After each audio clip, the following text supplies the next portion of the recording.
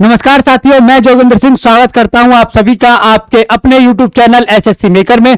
Good evening सारे बच्चों को, वेरी वेरी गुड इवनिंग। एक बार जो भी बच्चे क्लास में आ गए हैं, आप सभी को जो है एक बार जो है इस क्लास को शेयर करना है, जिससे कि और भी जो बच्चे हैं वो क्लास के साथ जुड़े और उन्हें भी जो है इस क्लास का लाभ प्राप्त हो। देखिए, ये आपकी रिकॉर्डेड क्लास है, क्योंकि मुझे कहीं जाना है, इसलिए जो है आज की क्लास ये जो है आपकी रिकॉर्डेड देके जा रहा हूं, जिससे कि जो है आपकी जो क्लास है वो आपकी मिस ना हो। याद रखिएगा, इसमें मैं आपसे कुछ प्रश्न भी जो है हर क्वेश्चन के साथ पूछूंगा, जो कि आपको जिनके आंसर्स जो है कमेंट में देकर देने हैं सभी के। तो ये भी आप सभी को याद रखना है। एक बात और आप सभी याद रखिएगा, पेन पेपर लेकर बैठिए, जिससे कि जो है जो भी आपको नया लगे, फैक्ट याद लगे कि कोई नई जानकारी जो है आपको मिल रही है, जो आपके एग्जाम के पॉइंट ऑफ व्यू से आप लोगों के लिए जरूरी है, तो वो जो है आपको जरूर लिखनी है, जिससे कि आप बस जब उसे रिवीजन जो है बाद में रिवाइज उसे कर सके और एग्जाम तक उन प्रश्नों को लेकर जा सकें। एक ही उद्देश्य है आपके पढ़ने का, मेरे पढ़ाने का, वो ये कि जो क्वेश्चंस मैं आप तक पहुंचाना चाह रहा हूं वो क्वेश्चन आप तक पहुंचे,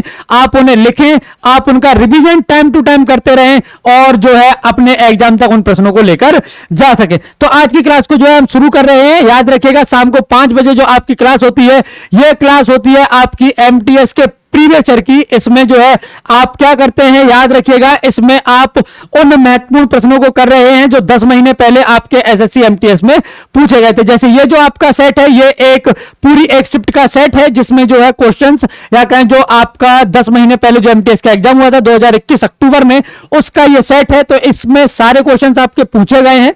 इसमें और भी जो इससे महत्वपूर्ण क्वेश्चंस बन सकते हैं एक्स्ट्रा, उन्हें हम जो है यहां पर देखेंगे। तो पूरी क्लास को अंत तक देखना है और पेन पेपर लेकर बैठना है। पहला प्रश्न है आपके सामने, फिल इन द ब्लैंक्स। सबसे पहले तोमर राजपूतों के काल में राजधानी बनी। आपसे पूछ रहा है कि तोमर राजपूतों के काल में राजधानी कौन सी बनी सबसे पहले इनमें से। तो याद रखिएगा, इसका सही जवाब हो जाएगा आपका दिल्ली। दिल्ली का पूर्व नाम याद रखिएगा, इसका पूर्व नाम है इंद्रप्रस्थ। ये जो नाम है ये है महाभारत के समय का, तो ये आप सभी को याद रखना है। जब ये राजपूतों ने जब इसे राजधानी बनाया तब इसका नाम था दिल्ली का, तो ये भी आपको याद रखना है। ये जो तोमर राजपूत है, जिसका जो है जो दिल्ली पर जिन्होंने शासन किया था, उसका जो कह सकते हैं जो संस्थापक था वो कौन था, तो याद रखिएगा वह था अनंत पाल। तो ये आपको याद रखना है, कौन, अनंतपाल। इसी का जो है एक शासक जो हुआ जिसका नाम था पृथ्वीराज चौहान तृतीय, जिसके साथ जो है मोहम्मद गौरी की जो है जिसके साथ युद्ध हुआ था, तराइन का पहला और दूसरा। तो वो आप सभी को याद रखना है। तक्षशिला याद रखिएगा, मगध समय में जब मगध काल का जो उत्कर्ष रहा है, या कह सकते हैं कि जो मौर्य काल रहे हैं, या फिर उस समय का जो ओरपास है, तो ये शिक्षा का केंद्र रहा है, ये याद रखिएगा। मगध की राजधानी रही है पाटलिपुत्र, ये आपको याद रखना है। उदयन ने सबसे पहले पाटलिपुत्र को अपनी राजधानी बनाया था, यह आपको याद रखना है। कलकत्ता रही है ब्रिटिश साम्राज्य की राजधानी, तो यह आपको याद रखना है। और जो ब्रिटिश साम्राज्य है, इसमें जो राजधानी कलकत्ता से दिल्ली शिफ्ट की गई थी, यह कब की गई थी, वैसे तो यह 1911 में की गई थी, यह आपको याद रखना है।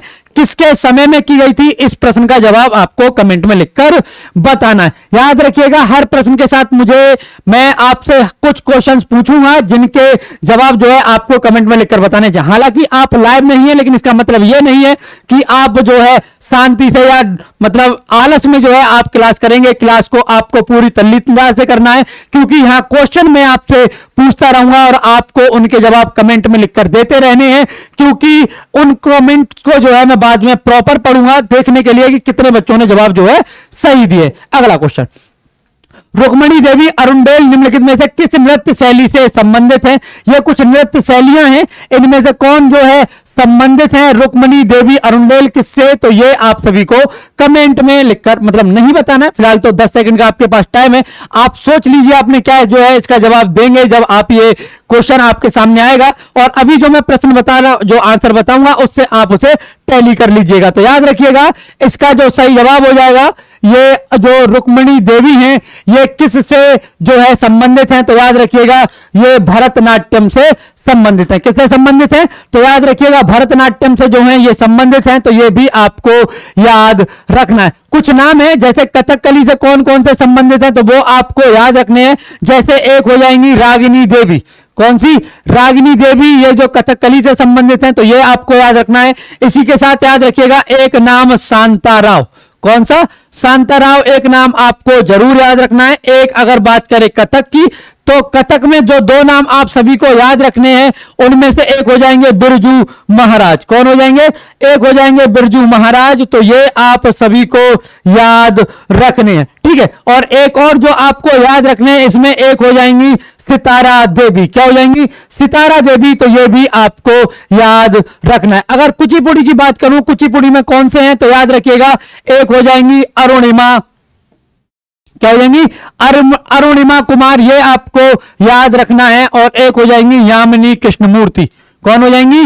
यामिनी कृष्ण मूर्ति। तो ये आप सभी बच्चों को याद रखना है, ठीक है। चलिए अगला क्वेश्चन याद रखिएगा। इन जो भी एक्स्ट्रा नॉलेज आपको दी जा रही है आपको इन्हें कमेंट में लिखकर बताना है। कमेंट में लिखकर यहां आपको जो है मतलब उसे लिखकर रखना है। कमेंट में जो आपको बताना है वो ये कि कथकली, कथक, कुचिपुड़ी और भरतनाट्यम ये किस किस राज्य के शास्त्रीय नृत्य हैं, जरा एक बार आप सभी इन्हें कमेंट में लिखकर बताइए। अलवार संतों का आविर्भाव निम्नलिखित में से किस आधुनिक राज्य से हुआ है? तमिलनाडु, महाराष्ट्र, कर्नाटक या Kerala? From which of the following modern state did the alvar saint emerge? Tamil Nadu, Maharashtra, Karnataka और केरला। तो याद रखिएगा इसका जो सही जवाब हो जाएगा ये हो जाएगा आपका तमिलनाडु। जो अलवार संत थे ये वैष्णव संत हैं, ये आपको याद रखना है। कौन? वैष्णव संत हैं ये आपको याद रखना है। भगवान विष्णु को ये मानते हैं। इनकी एक महिला संत हैं जो आपको याद रखना है जिनका नाम है अड़ियार। क्या नाम है? तो याद रखिएगा जिनका नाम है आंडाल, सॉरी जिनका नाम है आंडाल। तो ये आपको याद रखना है ये महिला संत हैं। ये आपसे कई बार पूछा गया है कि वैष्णव धर्म की या कहें अलवार संतों में जो एकमात्र महिला संत हैं उनका नाम क्या है? सेम आपको याद रखना है नयनार होते हैं। कौन होते हैं? नयनार। भक्ति आंदोलन में अलवार और नयनार तमिलनाडु में जिनका आविर्भाव हुआ है, जो उत्पन्न हुए, इनके बारे में याद रखना है। ये शैव धर्म को मानते हैं। किसको मानते हैं? याद रखिएगा ये शैव धर्म को मानते हैं। और इससे संबंधित एक महिला है जो महत्वपूर्ण है। कौन सी है? तो याद रखिएगा इनका नाम हो जाएगा आपका करैक्कल। क्या हो जाएगा? याद रखिएगा करैक्कल अमैयार। करैक्कल अमैयर जो है ये एक महिला संत हैं इसकी। तो ये भी आप सभी को कम या मतलब याद रखना है। नोट कर लीजिए पेन पेपर पर, मतलब लेकर बैठे हैं, उम्मीद करता हूं आप लेकर बैठे होंगे। तो आपको इन्हें जो है क्या करना है, इन्हें जो है आपको याद कर लेना है या लिख लेना है। बाद में आप जब रिवाइज करें तो ये महिला संतों को आप जरूर याद रखिएगा। कारण यह है कि महिला संतों से क्वेश्चन आपके पूछे ही जाते हैं। अगला क्वेश्चन 1979 में द्वितीय पिछड़ा वर्ग आयोग का नेतृत्व किसके द्वारा किया गया था? कमेंट में लिखकर बताइए। प्रथम पिछड़ा वर्ग आयोग, प्रथम पिछड़ा वर्ग आयोग जो है कब बना है? और मतलब इसका प्रथम पिछड़ा वर्ग आयोग जो है एक ये था, ये कब बना था? तो याद रखिएगा ये बना है 1953 में। किसकी अध्यक्षता में? तो याद रखिएगा काका कालेलकर।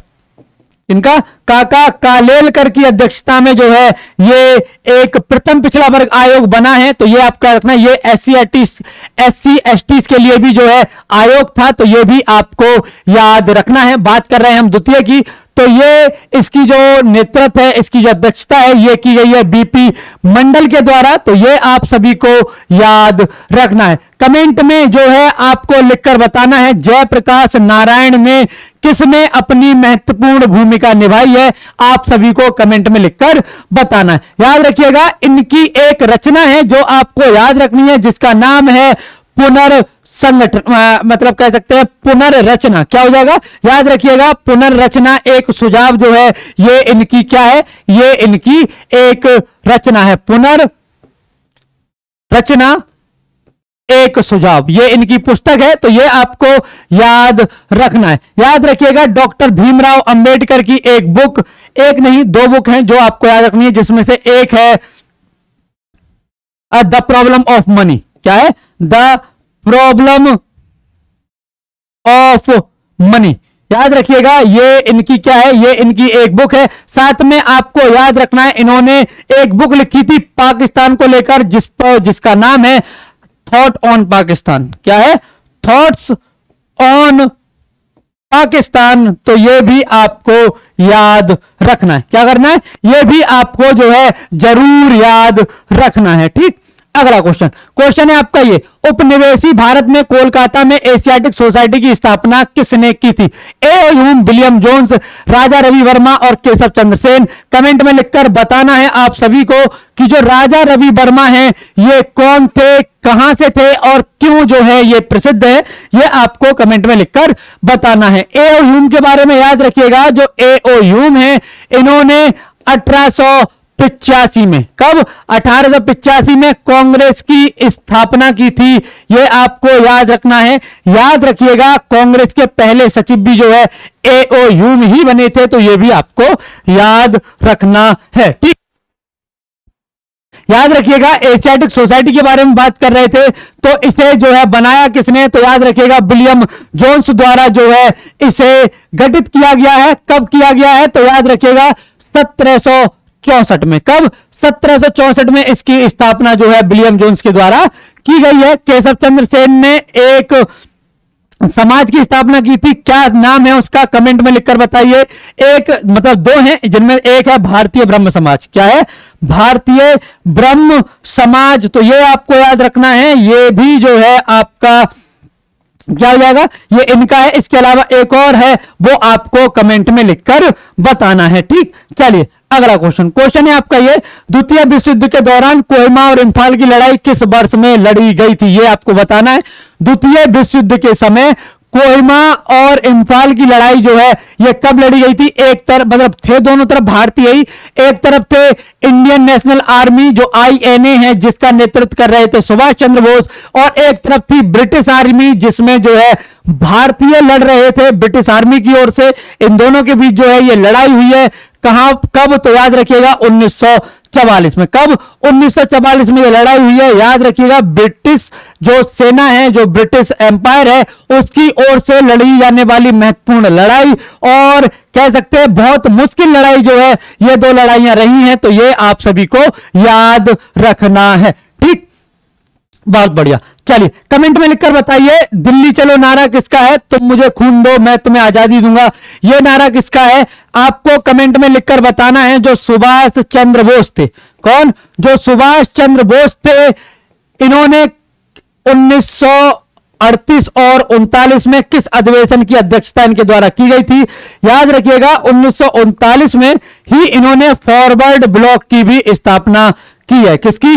फॉरवर्ड ब्लॉक की स्थापना भी जो है इनके द्वारा की गई है। तो ये भी आप सभी बच्चों को याद रखना है। ठीक, याद रखिएगा, पेन पेपर लेकर जरूर बैठिए, क्योंकि ये क्वेश्चन आपके एग्जाम में पूछे जा चुके हैं, फिर से पूछे जा सकते हैं। साथ में आपको याद रखना है कि इससे जो भी एक्स्ट्रा फैक्ट आपको मिल रहे हैं वो भी आपको लिखने हैं, क्योंकि ये आपके बहुत काम आने वाले हैं। अभी मैं मान सकता हूं, ऐसा आपको लग रहा होगा कि जरूरी थोड़े ही है कि ये क्वेश्चन आएंगे, लेकिन जब आप पेपर देखेंगे, जब आप पेपर देने जाएंगे, जब आप एग्जाम देने जाएंगे और वहां जब आप क्वेश्चन देखेंगे, तब आपको यह बात वाकई में याद आएगी कि सर ने कहा था कि एक बार लिखकर उनका रिवीजन कितना जरूरी है। अगर कर लेते तो आज ये दिन देखना नहीं पड़ता। याद रखिएगा, इन प्रश्नों को आपको अपने एग्जाम तक लेकर जाना ही है, यह भूलिएगा बिल्कुल मत।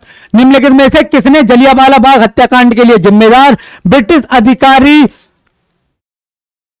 माइकल ओडायर की हत्या की थी? रामप्रसाद बिस्मिल, ऊधम सिंह, भगत सिंह और Chandrashekhar Azad. Who among the following killed Michael O'Dwyer, the British authority responsible for the Jallianwala Bagh massacre, यानी कि ब्रिटिश ऑफिसर।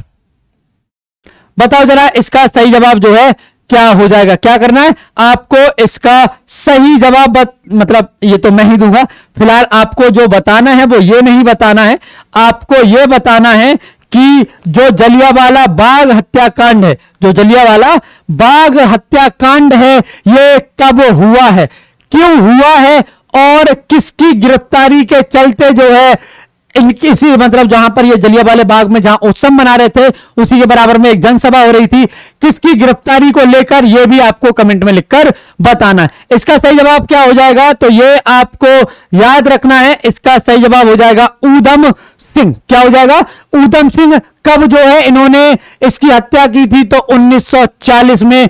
कहां पर, लंदन में। कहां पर, लंदन में जो है 1940 में ऊधम सिंह ने जो है इनकी हत्या की थी। तो ये आपको याद रखना है। याद रखिएगा भगत सिंह ने 1926 में 1926 में नौजवान सभा की स्थापना की थी। यह भी आपको याद रखना है। किसकी, नौजवान सभा की याद रखिएगा स्थापना की थी। यह महत्वपूर्ण है आपके एग्जाम के लिए। कमेंट में एक बार लिखकर बता दीजिए कि जो भगत सिंह है इन्हें फांसी कब दी गई थी। आपसे जो भी प्रश्न पूछे जा रहे हैं इन सारे प्रश्नों के जवाब आपको कमेंट में जरूर लिखने हैं, जिससे कि आपको यह पता रहे कि आपकी तैयारी कितनी है। और मैं तो देखूंगा ही, इस बात में कोई डाउट नहीं है। चंद्रशेखर आजाद का याद रखिएगा, इन्होंने स्वयं को गोली मारी थी अल्फ्रेड पार्क में। कहां पर, अल्फ्रेड पार्क, जो कि है प्रयागराज में। तो यह याद रखिएगा। रामप्रसाद बिस्मिल की एक कविता है जो कि आपको बहुत याद रखनी है, कई बार पूछ लेता है, जिसका नाम है सरफरोशी की तमन्ना अब हमारे दिल में है। किसकी है, रामप्रसाद बिस्मिल की है। तो यह भी आप सभी को याद रखना है। अगला, निम्नलिखित में से कौन सा दर्पण वाहनों में हेडलाइट के रूप में प्रयोग किया जाता है। डबल उत्तल दर्पण, समतल दर्पण, उत्तल दर्पण, अवतल दर्पण। Which of the following mirrors is used as a highlights in vehicles. Double convex mirror, plane mirror, concave mirror और आपका कॉन्वेक्स मिरर। कौन सा मिरर है जिसका प्रयोग जो है किसमें किया जाता है, दर्पण वाहनों के हेडलाइट में जो है इसका प्रयोग किया जाता है। तो याद रखिएगा यह हो जाएगा आपका अवतल दर्पण। क्यों कहते, मतलब इसका कारण यह है कि यह लाइट को जो है लंबी दूरी तक फेंकने में सहायक होता है। जो प्रकाश है इसे लंबी दूरी तक छोड़ता है, प्रकाश को लंबी दूरी तक जो है फैलाता है। तो ये आपको याद रखना है। अगर आपसे कभी पूछा जाए कि जो उत्तल या कहें जो आपका कॉन्वेक्स लेंस है इसके लिए क्या इस्तेमाल किया जाता है, तो याद रखिएगा जो वाहन के दर्पण है, क्या है, जो वाहन के दर्पण है इसमें भी इसी का प्रयोग किया जाता है। यह आप सभी को याद रखना है। इसके अलावा आपको याद रखना है जो आपका वो नहीं होता मैग्नीफाइंग ग्लास, उसमें भी इसका प्रयोग किया जाता है। किसका, मैग्नीफाइंग ग्लास में इसका प्रयोग किया जाता है, याद रखिएगा। इसके अलावा जो स्ट्रीट लाइट्स होती हैं, स्ट्रीट लाइट्स में भी जो है इसका प्रयोग किया जाता है। तो ये आप सभी को याद रखना है। समतल दर्पण का प्रयोग किस किस में करते हैं, तो याद रखिएगा जो समतल दर्पण है, जो सोलर कुकर वगैरह नहीं होते उनमें प्रयोग इसका किया जाता है। किसमें, सोलर कुकर में जो है इसका प्रयोग किया जाता है। तो ये आप सभी को याद रखना है। आप सभी को ये याद रखना है। कमेंट में लिखकर बताइए दूरदृष्टि दोष के लिए किस दर्पण का प्रयोग करते हैं और निकट दृष्टि दोष के लिए किस दर्पण का प्रयोग किया जाता है। ठीक है, और जरा दूरदृष्टि, ठीक है, इसके लिए जो है किस का प्रयोग किया जाता है, किस लेंस का, तो यह भी आपको कमेंट में लिखकर बताना है। अगला, कंचनजंगा बायोस्फीयर रिजर्व निम्नलिखित में से किस राज्य में स्थित है। झारखंड, सिक्किम, हिमाचल प्रदेश, केरल। इन सभी से संबंधित एक एक नेशनल पार्क आपको कमेंट में लिखकर बताना। इन सभी से संबंधित एक एक नेशनल पार्क जो है आपको कमेंट में लिखना है, नीचे कमेंट बॉक्स में। ये आपको याद रखना है। In which of the following state is the Kanchenjunga biosphere reserve located. Jharkhand, Sikkim, Himachal Pradesh और केरला। तो याद रखिएगा इसका जो सही जवाब हो जाएगा ये हो जाएगा आपका बी यानी कि सिक्किम। क्या हो जाएगा, सही जवाब हो जाएगा आपका बी यानी कि सिक्किम। तो ये आप सभी को याद रखना है। कंचनजंगा को याद रखिएगा 2018 में, कब, 2018 में बायोस्फीयर रिजर्व जो है घोषित किया गया है और इसी के साथ ये भारत का 11वां बायोस्फीयर रिजर्व जो है ये बन गया है। तो ये आपको याद रखना है। एक चीज और यहां इंटरेस्टिंग है जो आपको याद रखनी है, वो है आपकी कंचनजंगा का जो वास्तविक बर्तनी है वो कौन सी है, तो याद रखिएगा वो हो जाएगी आपकी खाग चेंद। याद रखिएगा क्या है, ये हो जाएगी आपकी खाग चेंद जोगा। क्या हो जाएगी, खाग चेंद जोगा, सॉरी, खाग चेंद जोगा, यही लिखा होता है, बस आप इसे पढ़ते कंचनजंगा है तो ये आपको याद रखना है। शुद्ध वर्तनी है इसकी खाग चेंद जोगा, तो ये आपको याद रखना है। याद रखिएगा सिक्किम का ये जो कंचनजंगा है ये नेशनल पार्क भी है। क्या है? नेशनल पार्क भी है, तो ये भी आप सभी को जो है याद रखना है। याद रखिएगा कंचनजंगा को ही 2016 में, कब? इसी को जो है 2016 में, कब? 2016 में इसी को जो है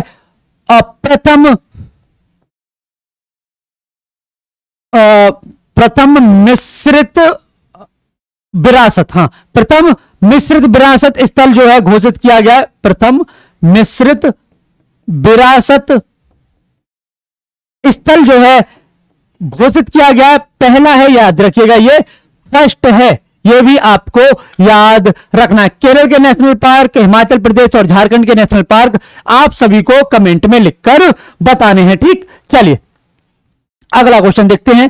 क्वेश्चन है आपका 10, और याद रखिएगा ये सारे क्वेश्चंस आपके लिए महत्वपूर्ण है, आपके एग्जाम के पॉइंट ऑफ व्यू से महत्वपूर्ण है। आपके एग्जाम में ये प्रश्न पूछे गए हैं अक्टूबर 2021 में, और ये फिर से पूछे जा सकते हैं। इससे रिलेटेड एक्स्ट्रा जानकारी जो है ये भी आपको याद रखनी है, इसे नोट कर लीजिए। सिक्किम के बारे में याद रखिएगा, पहला कह सकते हैं बिना जो होते ना उर्वरक वगैरह इस्तेमाल किए, पहला जैविक प्रदेश ये बना है, जैविक खेती करने वाला पहला प्रदेश, पूर्ण जैविक खेती करने वाला पहला प्रदेश ये बना है, तो ये भी आपको याद रखना है। संसद सदस्य संसद में अपनी सदस्यता गवा देगा यदि वह सत्रों में से निरंतर अनुपस्थित रहे। 45 दिन, 365, 90 या 60 दिन। A member of parliament shall forfeit his membership in the parliament if he is continuously absent from the sessions। कितने, याद रखिएगा कितने सेशन तक, कितने दिन तक, तो याद रखिएगा ये 60 दिन तक। कितने दिन तक? 60 दिन तक अगर ये गायब रहता है तो ये अपनी सदस्यता जो है क्या कर देगा? सदस्यता जो है अपनी खो देगा। तो ये आप सभी को याद रखना है। संसद के बारे में याद रखिएगा, संसद का गठन आपका आर्टिकल 79 के तहत होता है। किसके तहत? आर्टिकल 79 के तहत जो है संसद का गठन होता है। तो ये आपको याद रखना है। संसद किन से मिलकर बनी है? तो संसद 3 से मिलकर बनी है, प्रेसिडेंट, राज्यसभा और लोकसभा। प्रेसिडेंट, राज्यसभा और लोकसभा से मिलकर जो है ये बनी है, तो ये भी आप सभी को याद रखना है। ठीक, अगला क्वेश्चन। सामान्यतः मुगल प्रांतीय प्रशासन में दीवानी का क्या अर्थ था?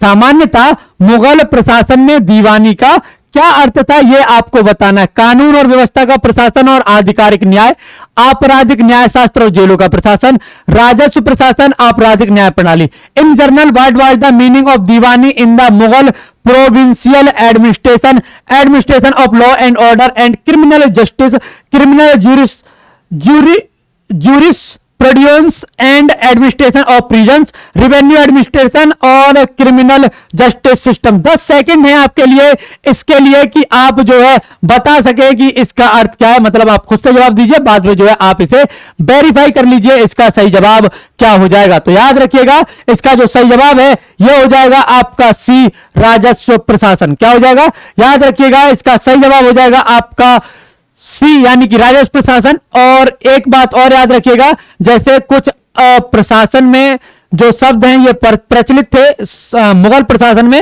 और इनका अर्थ क्या था, जैसे दीवाने अर्ज और दीवाने कुजा, दीवाने अर्ज और दीवाने कुजा। तो ये आप लिख लीजिए, बहुत अच्छा रहेगा अगर आप इसे लिख लेंगे, क्योंकि ये आप ही के काम आने वाला है। ये क्या है? ये सैन्य विभाग था। क्या था? ये था सैन्य विभाग, तो ये आपको याद रखना है। और ये कौन सा था?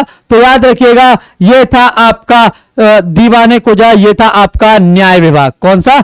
न्याय विभाग। तो ये भी आपको याद रखना है, सैन्य विभाग और न्याय विभाग, हाँ ये दोनों है, तो ये आपको याद रखना है। अगला क्वेश्चन, निम्नलिखित में से कौन संसद के दोनों सदनों की संयुक्त बैठक की अध्यक्षता करता है? आपको बताना है निम्नलिखित में से कौन संसद के दोनों सदनों की संयुक्त बैठक की जो है अध्यक्षता करता है। याद रखिएगा आपको कमेंट में लिखकर बताना है कि जो संयुक्त बैठक है ये किस आर्टिकल के तहत आयोजित होती है? किस आर्टिकल के तहत?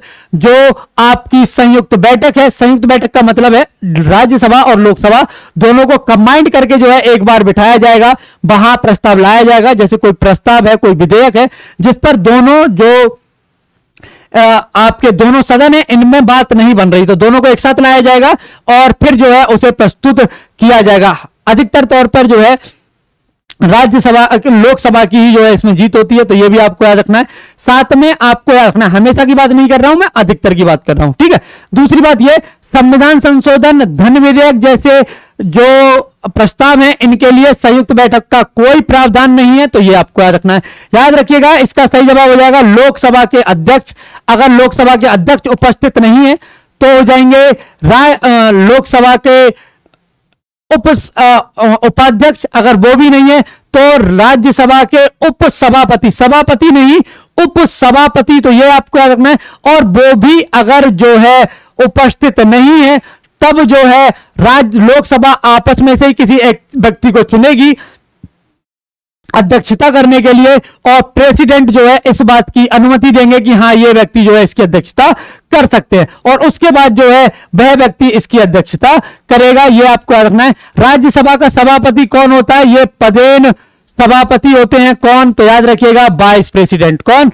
Vice president. तो ये आप सभी को याद रखना है, ठीक है। उपसभापति राज्यसभा से ही चुना जाता है, तो ये भी आपको याद रखना है। अगला क्वेश्चन नंबर है आपका 13। आपको बताना है इसका सही जवाब क्या हो जाएगा। जिला न्यायालयों के न्यायाधीशों की नियुक्ति किसके द्वारा की जाती है? राज्यपाल, मुख्यमंत्री, विधि मंत्री और राष्ट्रपति। बाय हुम आर द जजेस of district court appointed? Governor, chief minister, president और लॉ मिनिस्टर। किसके द्वारा की जाती है? 10 सेकंड का आपके पास समय है, सोचिए जल्दी से और बताइए जो जिला जज हैं इनकी नियुक्ति कौन करता है? तो याद रखिएगा जिला जज की नियुक्ति जो है यह करता है राज्यपाल। किस आर्टिकल के तहत? आर्टिकल 233 वन के तहत। किसके? आर्टिकल 233 वन के तहत जो है ये जिला जो है आपके डिस्ट्रिक्ट जज ये करते हैं इसकी नियुक्ति, तो ये आप सभी को याद रखना है, ठीक है। एक चीज और आपको याद रखनी है, मुख्यमंत्री की नियुक्ति कौन करता है? तो याद रखिएगा गवर्नर करता है। कौन करता है? गवर्नर करता है। गवर्नर की नियुक्ति की बात करें तो याद रखिएगा प्रेसिडेंट करता है। प्रेसिडेंट की नियुक्ति नहीं होती है, प्रेसिडेंट के होते हैं चुनाव। और ये किसमें लिखा है? ये आपके आर्टिकल 55 में जो है इनके चुनावों का जिक्र है, तो ये आपको याद रखना है।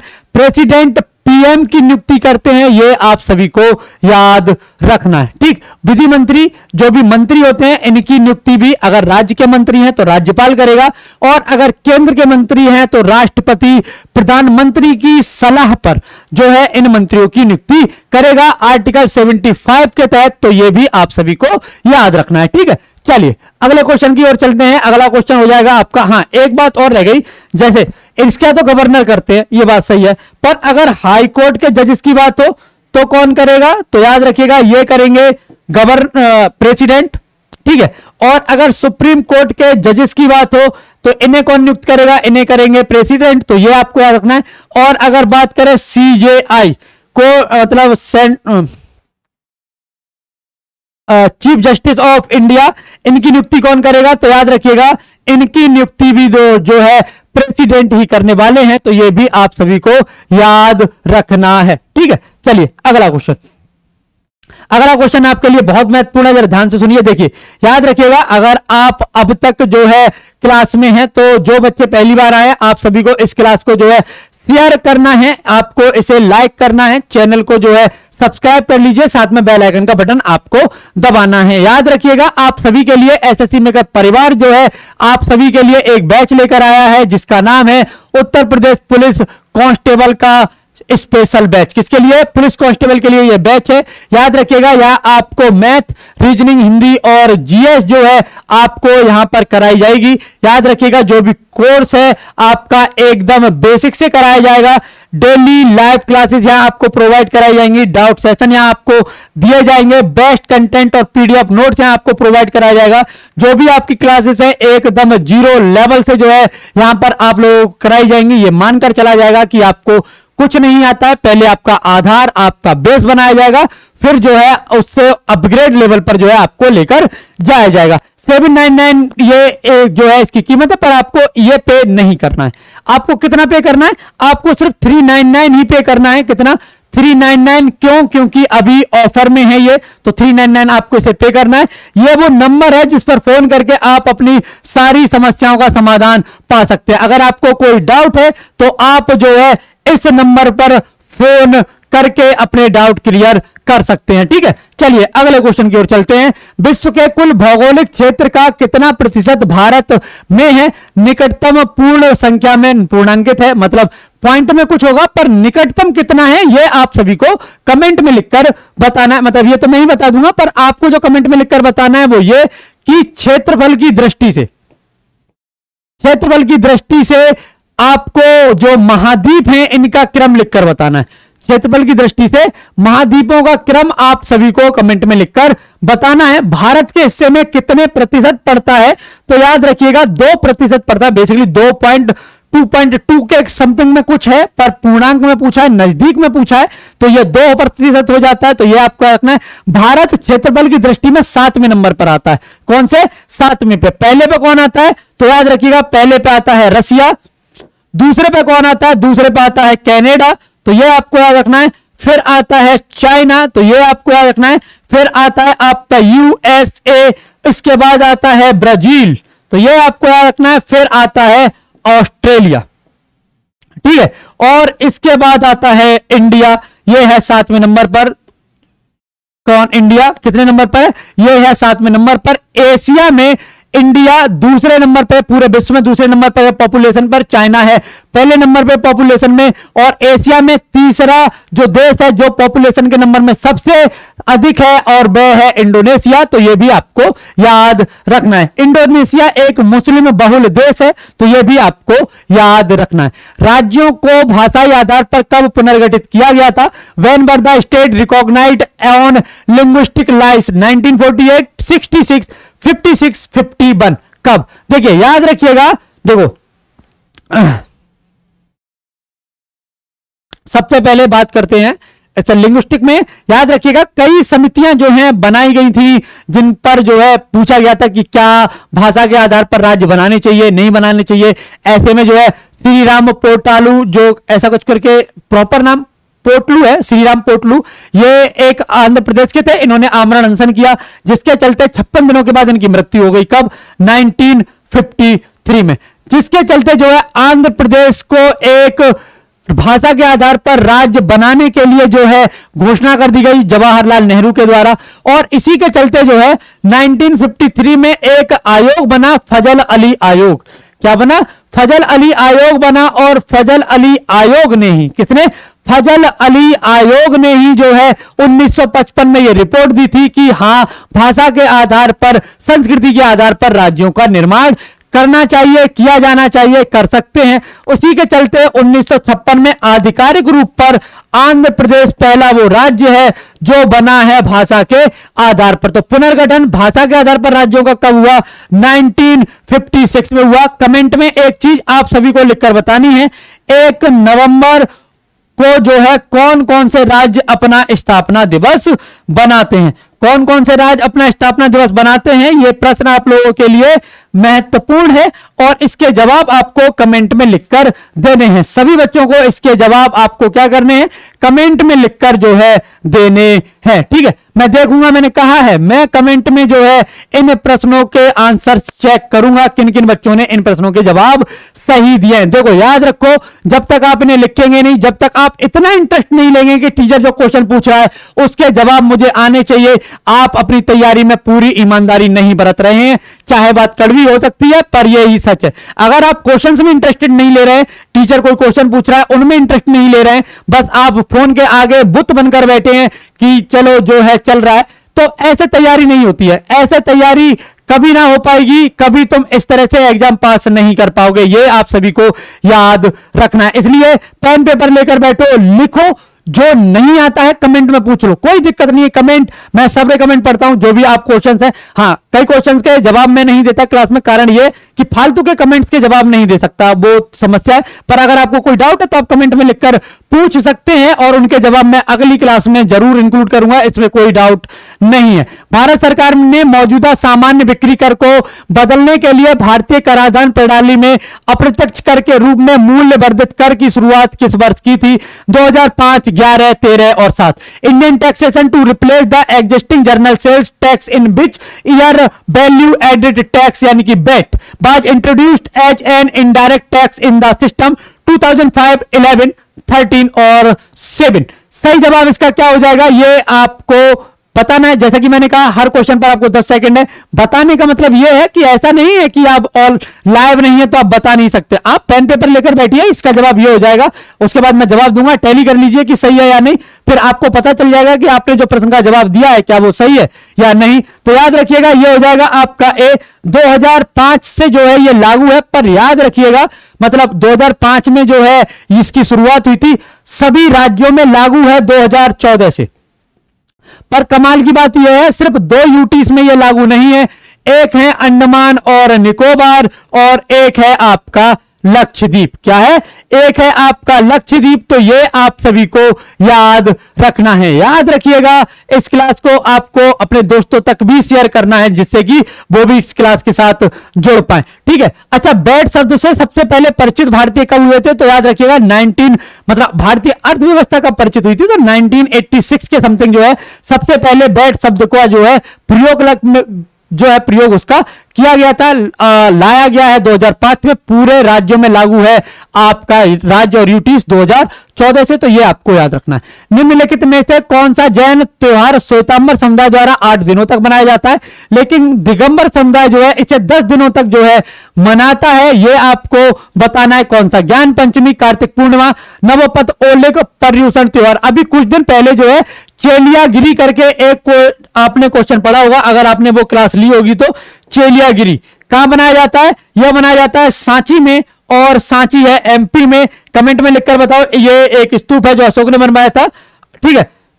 इसी में मैंने आपको बताया था कि एक त्योहार जो कि जैन धर्म के लोग जरूर बनाते हैं, बहुत महत्वपूर्ण त्योहार है वो, आपका कई बार एग्जाम में आता है, ये मैंने तब बताया था। और ये देखो एमटीएस के एक क्वेश्चन में वो पूछ रखा है। क्या नाम हो जाएगा?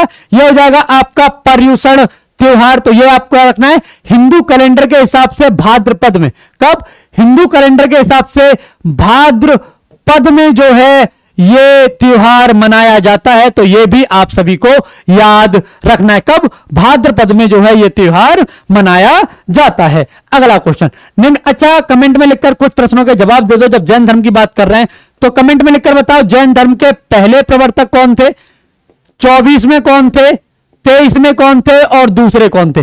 फर्स्ट, सेकंड, 23rd, 24th कौन कौन है? ये आप सभी को कमेंट में लिखकर बताना है। ठीक है। अच्छा, ये और बताइए जैन धर्म में जो ब्रह्मचर्य है, इस शब्द को जो 5 आर्य सत्य है, पहले 4 थे, पर एक आर्य सत्य जो ब्रह्मचर्य है ये भी जोड़ दिया गया।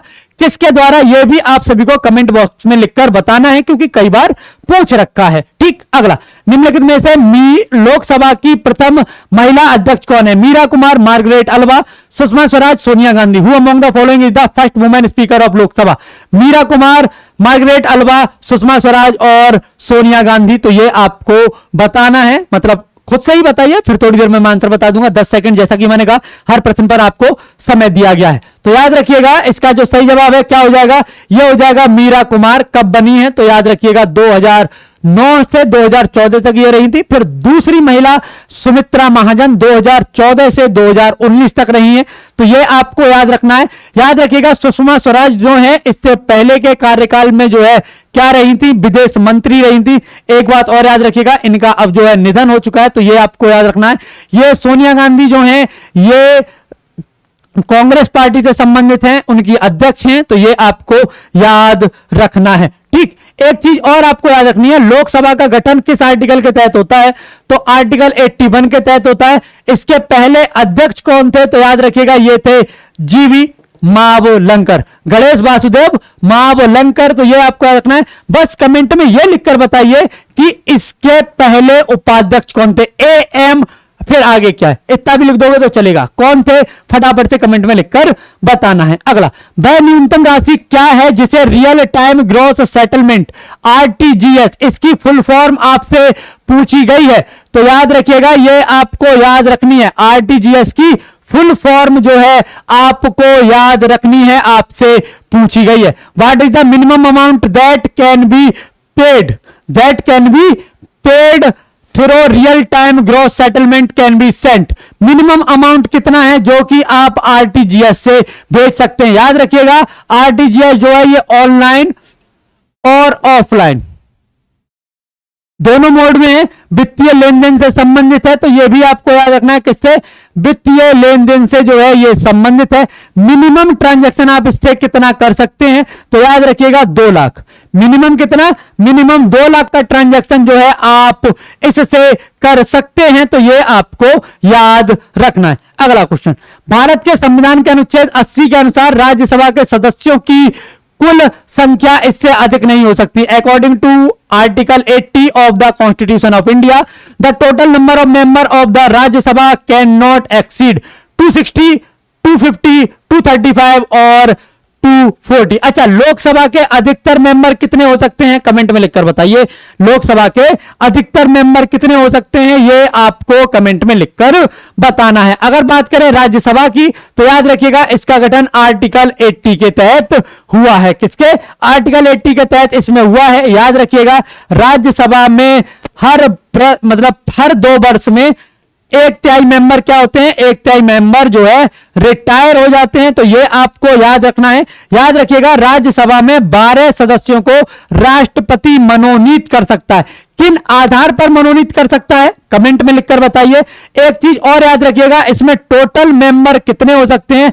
250 हो सकते हैं। 250 से मेंबर अधिक इसमें नहीं होंगे, तो यह भी आप सभी को याद रखना है। एक बात याद रखिएगा, ये छोटी छोटी चीजें हैं, बहुत छोटी छोटी मामूली चीजें हैं, पर अगर आप इन्हें भी ना कर पाएंगे ठीक से, तो समस्या यह होगी कि आप जो क्वेश्चन जब आप एग्जाम देने जाएंगे तो उसमें आप बिछड़ जाएंगे। ये आपको याद रखना है। आपको एग्जाम में बने रहने के लिए, कंपटीशन में बने रहने के लिए, औरों को पछाड़कर आगे निकलने के लिए ये छोटे छोटे क्वेश्चंस आपको जरूर सही करने पड़ेंगे, क्योंकि ये क्वेश्चन सब सही करेंगे, ऐसे में आप गलत करते हैं तो प्रॉब्लम ये हो जाएगी कि आप बाहर हो जाएंगे और वो जो है आगे निकल जाएंगे। तो ये आपको याद रखना है, ठीक। अगला क्वेश्चन, निम्नलिखित में से किसने मई 2020 में इराक के नए प्रधानमंत्री के रूप में जो है शपथ ली है? ये आपको बताना है, मतलब बताइए। 10 सेकंड का आपके पास टाइम है। क्या होगा इसका जवाब? याद रखिएगा, अब Mustafa al Kadhimi, Adel Abdul Mahdi, Adnan al Zurfi और Mohammed Allawi. Who among the following took over as the new prime minister of Iraq in May 2020? Mustafa al Kadhimi, Adel Abdul Mahdi, Adnan al Zurfi और Mohammed Alvi. तो याद रखिएगा, इसका जो सही जवाब हो जाएगा ये हो जाएगा आपका ए। वर्तमान तक में यही है, तो ये आपको याद रखना है। याद रखिएगा, जो इराक है इसकी राजधानी क्या हो जाएगी? ये है आपकी बगदाद। इसकी मुद्रा क्या हो जाएगी? तो याद रखिएगा ये हो जाएगी ईरानी दीनार। क्या हो जाएगी? ये हो जाएगी आपकी ईरानी दीनार। अगर बात करते हैं इनके प्रेसिडेंट की, किसकी? अगर बात करें इनके प्रेसिडेंट की कि इसके प्रेसिडेंट जो है ये कौन है, तो याद रखिएगा ये हो जाएंगे आपके बरहम सनीह।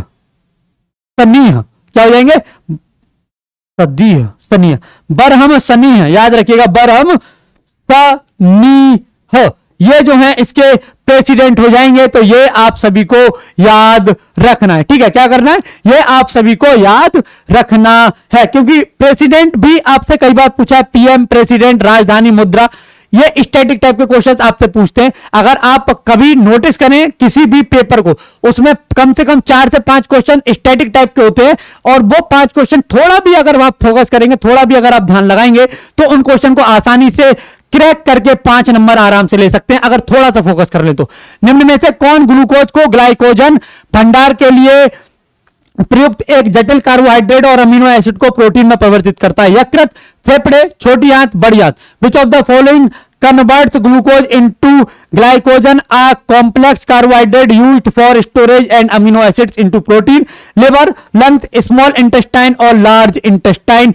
क्या होगा इसका जवाब? ये आपको बताना। अच्छा, साथ में कमेंट में लिखकर बताओ आरबीसी की फुल फॉर्म, डब्ल्यूबीसी की फुल फॉर्म, आरबीसी की कब्रगाह, ठीक है। ये सभी आपको कमेंट में लिखने हैं।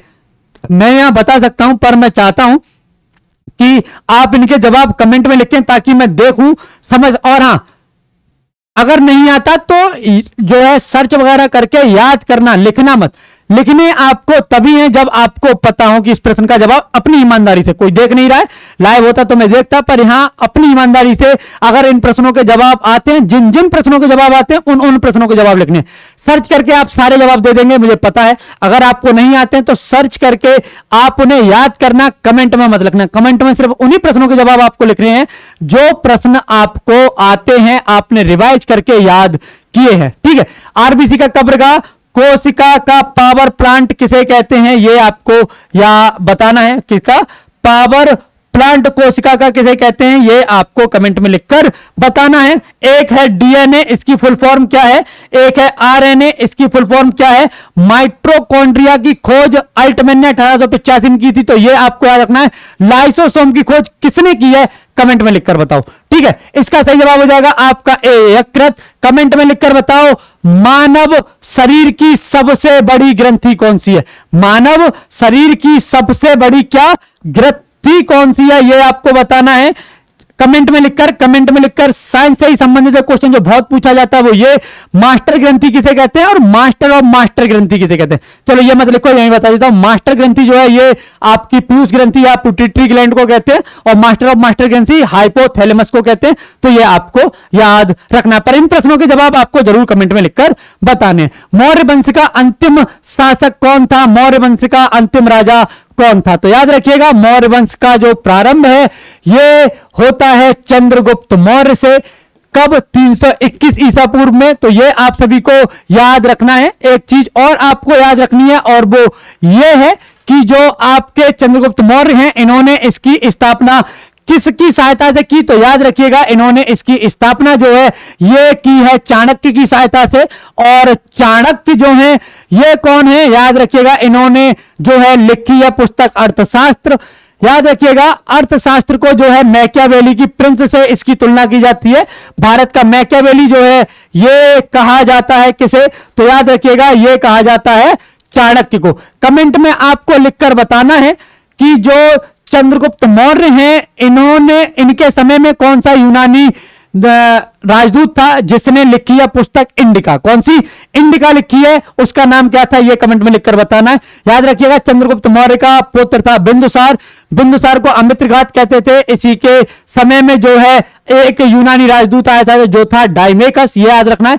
इसके बाद आया अशोक मौर्य जिसने युद्ध नीति को छोड़कर धम्म नीति को अपना लिया, इसलिए वो जो है अशोक महान कहलाए। मतलब पूरे विश्व में सिर्फ 3 ही राजा हैं जिन्हें ग्रेट कहा जाता है, एक है अकबर महान, अशोक महान और अलेक्जेंडर यानी सिकंदर महान। तो ये आपको याद रखना है। इसका जो सही जवाब हो जाएगा ये हो जाएगा आपका सी, बृहद्रथ। ये अंतिम राजा हैं किसके, मौर्य शासक के। इनकी हत्या किसने की थी, तो याद रखिएगा इसकी हत्या की है पुष्यमित्र शुंग ने। किसने, पुष्यमित्र शुंग ने जो है इसकी हत्या की है, और इसने स्थापना की है शुंग वंश की। किसकी, शुंग वंश की।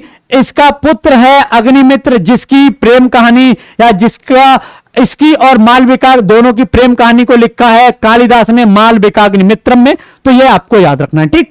नहर कटिया तेल क्षेत्र किस राज्य में स्थित है, इसकी खोज कब हुई है, तो याद रखिएगा 1853 में। कब, 1853 में जो है इसकी खोज हुई है। तो यह आप सभी को याद रखना, सॉरी 1953 में। कब, 1953 में इसकी खोज हुई है। तो यह आपको याद रखना है। कहां पर है, तो याद रखिएगा यह है असम में। कहां पर है, यह है आसाम में। तो यह आप सभी को याद रखना है। याद रखिएगा आसाम में ही जो है एक स्थान है जो कि तेल क्षेत्र के लिए सबसे पहले खोजा गया था, जिसका नाम है डिगबोई। क्या नाम है, डिगबोई। कब, तो 1950 के समथिंग जो है यह खोजा गया है। तो यह आप सभी को याद रखना है, ठीक है। अच्छा, इसके अलावा और कोई नाम जो आपको याद रखना है, एक है आपका रुद्र सागर। क्या, रुद्र सागर लकबा। ये कहां पर है, ये भी आपके आसाम में ही है। तो ये भी आपको याद रखना है। क्या करना है, ये भी आपको जो है याद जरूर रखना है, ठीक है। इसके अलावा एक और नाम है जो आपको याद रखना है, नाम है आपका, एक घाटी है सूरमा घाटी। कौन सी, एक है आपकी सूरमा घाटी। तो यह भी आपको याद रखना है। ये सभी तेल क्षेत्र है जो आसाम से प्राप्त किए जाते हैं। आसाम के बारे में याद रखिएगा, एक नेशनल पार्क है यहां, क्या नाम है उसका? उसका नाम है काजीरंगा। क्या है?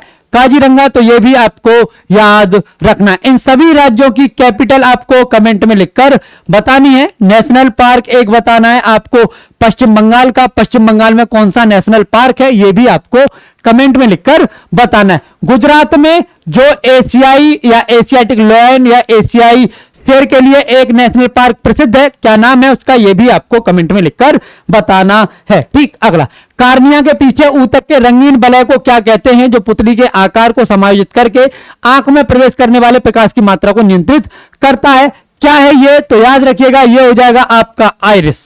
क्या हो जाएगा? आइरिस। यहां मैं आपके लिए आंख और आंख के अंग और उनसे संबंधित क्या क्या उसके कार्य है ये लेकर आया हूं इस अगली वाली स्लाइड में, जरा ध्यान दीजिएगा और हो सके तो इसे लिख लीजिए। देखिए, जैसे जो कार्निया है ये क्या है? ये आंख का एक भाग है। इसकी विशेषता क्या है? आंख के अग्र भाग को ढकने वाली पारदर्शी गोलाकार झिल्ली है। आंख के अगले वाले भाग को ढकने वाली पारदर्शी गोलाकार झिल्ली है। तो यह आपको याद रखना है।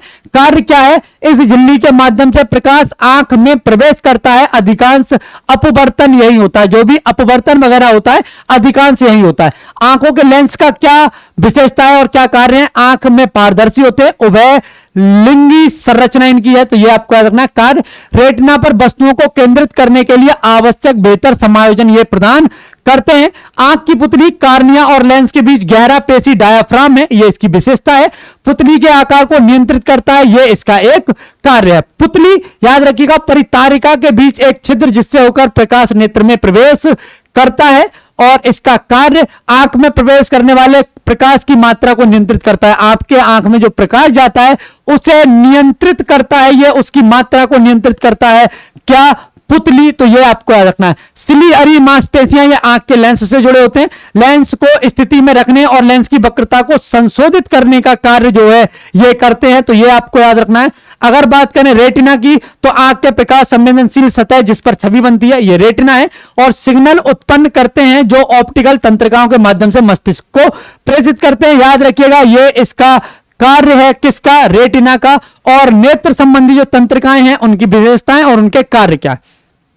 रेटिना से जुड़ा है, ये इसकी विशेषता है। दृश्य जानकारी को रेटिना से मस्तिष्क तक पहुंचाता है, ये इसका कार्य है। देखो, ये मुझे भी याद रखना मुश्किल था, इसीलिए जो है मैं इसे स्लाइड में लेकर आया हूं। ये ईमानदारी वाली बात है। दूसरी बात यह है कि आपको इन्हें प्रॉपर याद नहीं करना है, पर 3-4 बार अगर आप देख लेंगे तो लगभग आपको अंदाजा हो जाएगा। क्योंकि कार्निया आपसे पूछ ही लेता है, आंखों के लेंस पूछ लेता है, आइरिस इसका जो है अभी हमने देखा ही है, रेटिना, ये 3 जो है, ये 4, ये तो आपको जरूर याद रखने हैं क्योंकि आपके एग्जाम के पॉइंट ऑफ व्यू से जरूरी है। तो ये आपके एग्जाम में पूछे जाते हैं। जैसे आपसे ये पूछ लिया है एमटीएस में पूछा है, ये आपका 2021 अक्टूबर में। तो जब ये पूछा है तो ये भी आपसे पूछ सकता है। तो आपको जो है इन्हें याद करना है। साथ में आपको क्या याद रखना है वो ये कि आपकी जो है YouTube पर कुछ क्लासेस चल रही हैं, जिनमें से एक क्लास जो है आपकी चल रही है सुबह 6 बजे। ये है आपकी करंट अफेयर की क्लास। अश्विनी सर इस क्लास को कराते हैं, तो इस क्लास के साथ आपको जुड़ना है। एक क्लास है आपकी 9 बजे, ये है आपकी मैथ की क्लास। गुलशन सर इस क्लास को कराते हैं, तो इस क्लास के साथ आपको जुड़ना है। एक क्लास है सुबह 11 बजे स्टैटिक जीके की क्लास, मैं इस क्लास को कराता हूं, तो इस क्लास के साथ जरूर जुड़िए। आपके 5 नंबर पक्के कराने के लिए जो भी करना पड़ेगा, जो भी क्वेश्चंस लेके आने पड़ेंगे, जितना भी एक्सप्लेनेशन इधर उधर का आपको देना पड़ेगा, सब इसमें प्रोवाइड कराया जाता है। तो इस क्लास के साथ आपको जरूर जुड़ना है। एक क्लास है आपकी शाम को 5 बजे। कब? शाम को 5 बजे, जो कि जिसमें आप अभी हैं। यह है आपकी एमटीएस प्रीवियस ईयर की क्लास। इसमें क्या करते हैं, इसमें जो 10 महीने पहले आपके 2021 में जो क्वेश्चंस आए हैं, जो आपके एग्जाम हुए हैं, उनके सेट बाय सेट एक सेट जो है 1 बाय 1 जो है हम इन्हें लेकर आ रहे हैं। हम देख रहे हैं कि किस प्रकार के क्वेश्चन आपके एग्जाम में आए हैं, इनसे और कितने प्रकार के क्वेश्चन आपके बन सकते हैं, क्या क्या बहुत ज्यादा जरूरी है, ये जो है हम यहां पर डिस्कस कर रहे हैं। तो इस क्लास के साथ आपको जो है जरूर जुड़ना है। बहुत महत्वपूर्ण क्लास है, आपका 1 महीने बाद एग्जाम है। यकीन मानिए, अगर आप ये सारी क्लासेस करते हैं तो आपका एमटीएस का एग्जाम जो है वो सुपर जाने वाला है। इसमें कोई डाउट वाली बात बिल्कुल नहीं है। बस क्लास के साथ बने रहिए और जो लिखने को और रिवाइज करने को कहा जा रहा है बस उसे करते रहिए। साथ में जो है वो वाली बात है, आधा एफर्ट मेरा आधा एफर्ट तुम्हारा, दोनों मिलकर एक होंगे, जो जाके जो है परिणति पर पहुंचेंगे कहां, आपके एग्जाम में आपको पास कराकर, आपको नौकरी दिलाकर। बस इतना ही है, जो एफर्ट मैं कर रहा हूं उसी एफर्ट में आपको भी आना है। आपसे जो रिवाइज करने को, जो लिखने को कहा जाए वो करते रहिए। आपका एग्जाम जो है बहुत बेहतर जाने वाला है, इसमें कोई डाउट नहीं है। एक क्लास आपकी रात 8 बजे होने वाली है, याद रखिएगा। ये होती है आपकी मैथ और रीजनिंग की। आपके अपने अजय सर जो है इस क्लास को कराते हैं। बहुत ही महत्वपूर्ण आपकी क्लास है। आपके एग्जाम में जो भी आपके एग्जाम पहले हुए हैं उनमें जो भी प्रश्न आपके पूछे गए हैं उसी आधार पर और कितने प्रश्न आपके बन सकते हैं उसी आधार को कितना और हार्ड करके जो है आपको बताया जाए, कठिन जो है आपको बताया जाए कि आप आने वाले एग्जाम में उन प्रश्नों को क्रैक कर सके। ये अजय सर बताते हैं, बहुत ही इनोवेटिव वे में बताते हैं। बहुत ही शॉर्ट ट्रिक, मतलब एक शॉर्ट ट्रिक क्वेश्चन की कितनी हो सकती है ये सर अजय सर यहां बताते हैं। तो इस क्लास के साथ आपको जरूर जुड़ना है। और याद रखिएगा, आप सभी बच्चों के लिए, जो बच्चे यहां तक पहुंचे हैं, आप सभी को इस क्लास को एक बार शेयर और लाइक जरूर करना है। साथ में आप सभी को याद रखना है कि आपको जो है इस जो चैनल है इसे आपको सब्सक्राइब करना है, साथ में बेल आइकन का बटन दबाना है, जिससे कि क्लास का नोटिफिकेशन आपको टाइम टू टाइम मिलता रहे। आप याद रखिएगा, उत्तर प्रदेश पुलिस कांस्टेबल के लिए जो है एक स्पेशल बैच है आप लोगों के लिए। यहां आप मैथ, रीजनिंग, हिंदी, जीएस करते हैं। जो भी आपकी क्लासेस हैं एकदम संपूर्ण क्लासेस एकदम बेसिक से होंगी, बिल्कुल जीरो लेवल से यहां पर जो है आपकी क्लासेस चलेंगी। ये मानकर चला जाएगा कि आपको कुछ नहीं आता, तो पहले आपका एक आधार, एक बेस तैयार किया जाएगा और उसके ऊपर आपका जो सिलेबस है वो रखा जाएगा, जिससे कि जो है आप अपने एग्जाम में एक बेहतर प्रदर्शन जो है कर सके। यहां आपको क्लासेस डेली मिलेंगी, इसमें कोई डाउट नहीं है। डाउट सेशन मिलेंगे, जो है आपको यहां कंटेंट बेस्ड दिया जाएगा, जो पढ़ाया जाएगा उसकी पीडीएफ आपको टाइम टू टाइम प्रोवाइड कराई जाएगी। याद रखिएगा 799 में ये कोर्स है, पर आपको 799 पे नहीं करने।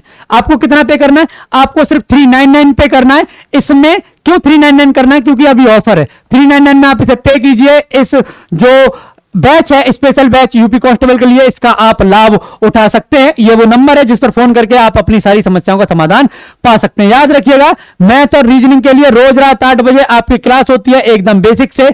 आपके अपने अजय सर जो है इस क्लास को कराते हैं। बहुत महत्वपूर्ण क्लास है। जो भी जैसे आपके यूपी में हो गया, जो एग्जाम होते हैं लेखपाल, कांस्टेबल, एसआई, या आपके एसएससी के जो एग्जाम हो गए, एमटीएस, सीएचएसएल या रेलवे के ग्रुप डी वगैरह के जो एग्जाम हो गए, इनमें जो क्वेश्चंस आपके महत्वपूर्ण होते हैं, जो बार बार पूछे जाते हैं, मतलब एक ही क्वेश्चन को आधार बना के कई तरह के क्वेश्चन पूछे जाते हैं, उन क्वेश्चन को अजय सर जो है बहुत ही इनोवेटिव वे में यहां कराते हैं। आप बिना पेन पेपर उठाए भी उन क्वेश्चन को कैसे सॉल्व कर सकते हैं ये अजय सर यहां बताते हैं। तो इस क्लास के साथ जरूर जुड़िए। अजय सर की क्लास है रोज रात 8 बजे, बहुत महत्वपूर्ण है, तो इससे भी आपको जुड़ना है। कुछ लिंक है, इनके बारे में जान लीजिए। जैसे ये है आपके ऐप का लिंक, इस पर क्लिक करके वीडियो के डिस्क्रिप्शन में जाकर या आप प्ले स्टोर पर जाकर एसएससी मेकर सर्च करेंगे तो वहां आपको ये ऐप जो है मिल जाएगा। आप इसे डाउनलोड कर लीजिए। यहां आपको क्लास की पीडीएफ मिल जाएगी, daily quiz, mock test, e book और भी ऐसी बहुत सी सुविधाएं हैं जो आपके एग्जाम में आपको हेल्प करेंगी। तो इसे आपको क्या करना है, इसे आपको डाउनलोड जरूर कर लेना है। आप हमें इंस्टाग्राम, फेसबुक, ट्विटर पर कर सकते हैं फॉलो। जिन बच्चों ने हमें टेलीग्राम पर ज्वाइन नहीं किया है वो बच्चे हमें टेलीग्राम पर जरूर ज्वाइन कर लें। याद रखिएगा, आपकी जो क्लास है, आपकी जो भी क्लासेस जो हैं होने वाली हैं, जो भी होती है आपकी YouTube पर, इनका पीडीएफ जो है आपको यहीं प्रोवाइड कराया जाता है। साथ में जो भी क्लासेस आपकी होती हैं इनको शेयर प्रारंभ होने से पहले ही किया जाता है। जैसे कोई क्लास शुरू हो रही है तो उससे पहले यहां पर आपको जो है क्लास शेयर कर दी जाती है। उसके अलावा एसएससी मेकर कोई नया इनिशिएटिव या थॉट आपके साथ शेयर करता है तो यही करता है। बाकी आपके एग्जाम से रिलेटेड जानकारी, ऐप से रिलेटेड, आपकी क्लासेस से रिलेटेड, एसएससी मेकर परिवार स्वयं से रिलेटेड कोई जानकारी आपको देता है तो यही प्रोवाइड कराता है। इसका लिंक भी डिस्क्रिप्शन में, तो इसे भी जो है आप जरूर ज्वाइन कर लीजिए। यह है आपके अपने परिवार एसएससी मेकर के यूट्यूब चैनल का लिंक। तो इसे जो है आपको शेयर करना है अधिक से अधिक अपने दोस्त, भाई, बंधु सभी के साथ, जिससे कि वो भी क्लास के साथ जुड़ जाएं, उन्हें भी यहां पर चल रही क्लासेस का लाभ प्राप्त हो सके। एक काम और जो है आप सभी को करना है और वो ये है कि इस चैनल को आपको सब्सक्राइब करना है, साथ में बेल आइकन का बटन भी आप सभी को जरूर प्रेस करना है, जिससे कि क्लास का नोटिफिकेशन आपको टाइम टू टाइम मिलता रहे। एक काम और करिए, इस क्लास को आप सभी शेयर और लाइक जरूर कर दीजिए। और एक चीज और है, वो सबसे ज्यादा जरूरी है इन सब से जो मैंने बताया, वो ये है आपकी मेहनत। आप जो मेहनत कर रहे हैं उस पे जो है कंटिन्यूटी बनाए रखिए, उसमें डेली पढ़िए, जो पढ़ा है उसको रिवाइज कीजिए, जो लिखने को कहा गया वो लिखिए, उसको रिवाइज कीजिए। यही एक कहते हैं एक अच्छा तरीका है आपकी जो तैयारी है उसे बेहतर बनाए रहने का, पर दिन हर दिन बेहतर करने का और सफलता पाने का। तो ये आपको याद रखना है। और आज की क्लास के लिए इतना ही है, अगली क्लास में मिलते हैं। अगर कोई प्रॉब्लम है तो आप डिस्क्रिप्शन में, सॉरी, जो आपका कमेंट बॉक्स है, अगर कोई क्वेश्चन पूछना है तो उसे को जो है आप कमेंट बॉक्स में लिख सकते हैं। और एक बात और याद रखिएगा, जितने भी प्रश्न पूछे गए उनके जवाब आप सभी को कमेंट में लिखकर बताने हैं। आज की क्लास के लिए इतना ही, नेक्स्ट क्लास में मिलते हैं, तब तक के लिए जय हिंद, जय भारत।